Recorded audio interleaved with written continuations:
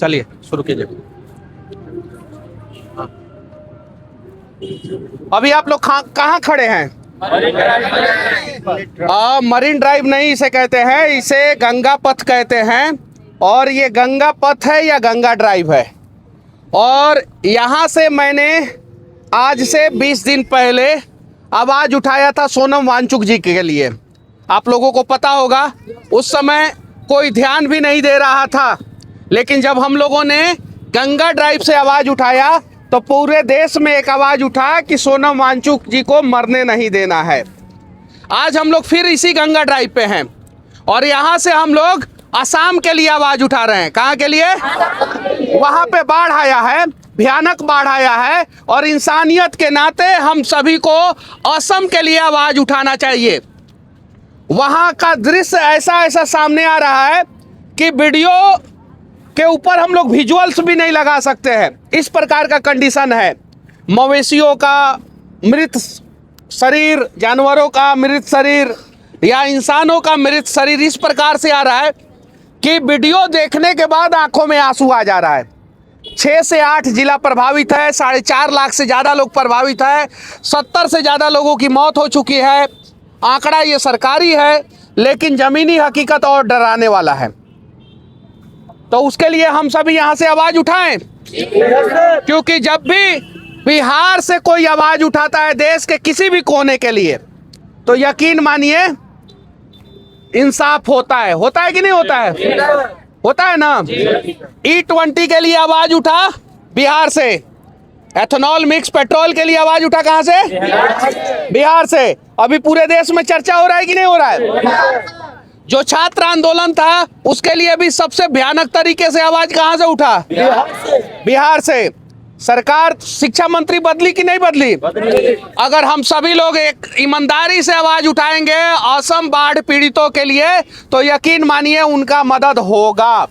सरकार करेगा, सेलिब्रिटी करेगा, बड़े बड़े बिजनेसमैन करेंगे, लेकिन होगा।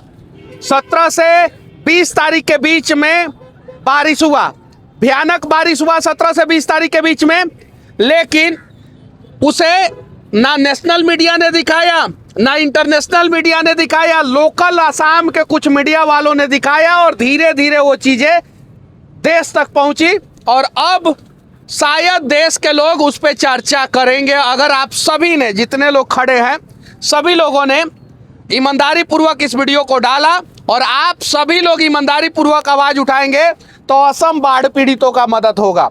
तो होना चाहिए कि नहीं होना चाहिए? असम बाढ़ पीड़ितों का मदद होना चाहिए ना, होना चाहिए ना। तो चलिए ठीक है, यहाँ से हम सभी गंगा नदी के किनारे से, ये पीछे गंगा नदी दिखाई दे रही है, विकराल गंगा है यहाँ पे और बहुत बड़ी गंगा है।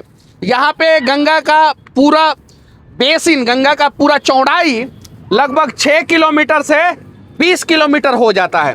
कहीं 6 किलोमीटर चौड़ा है, कहीं कहीं 20-20 किलोमीटर चौड़ा है। यहाँ पे है ना, चौड़ा है ना। और यहाँ से हम लोग असम बाढ़ पीड़ितों के लिए आवाज़ उठा रहे हैं। उम्मीद है कि सरकार इस सब चीज़ों को समझेगी, असम बाढ़ पीड़ितों का मदद करेगी। उम्मीद है कि बड़े बड़े बिजनेसमैन, बड़े बड़े सेलिब्रिटी असम बाढ़ पीड़ितों के लिए आवाज़ उठाएंगे और जितना हो सके मदद करेंगे। आप लोग भी, एक QR कोड शायद से वायरल हो रहा है, आप लोग पहले चेक कर लीजिएगा कि वो असम गवर्नमेंट का है कि नहीं है।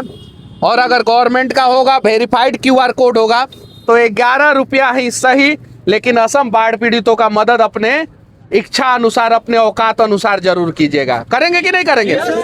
करेंगे ना। तो चलिए ठीक है, अब इस वीडियो को यहीं पे ख़त्म करते हैं। ख़त्म कर दीजिए। अब दूसरा बात हम लोग करेंगे। हाँ चलिए ठीक है। आप लोग पिछले क्या क्या सीखे हैं? क्या? डिजिटल मीडिया के बारे में बहुत कुछ सीखे हम लोग। अच्छा, आप लोगों के अंदर का जो डर था वो डर खत्म हुआ है कि नहीं हुआ है? हुआ है ना डर खत्म? डर खत्म हुआ है। और बिजनेस के बारे में भी मैं आप लोगों को बताता हूं कि 10,000 से ही शुरू कीजिए, लेकिन अपना बिजनेस शुरू कीजिए। सोशल मीडिया के बारे में भी बताता हूं। मैं ये भी बताता हूं कि आप लोग आवाज़ बनिए और उसके अलावा AI के बारे में भी बताता हूँ।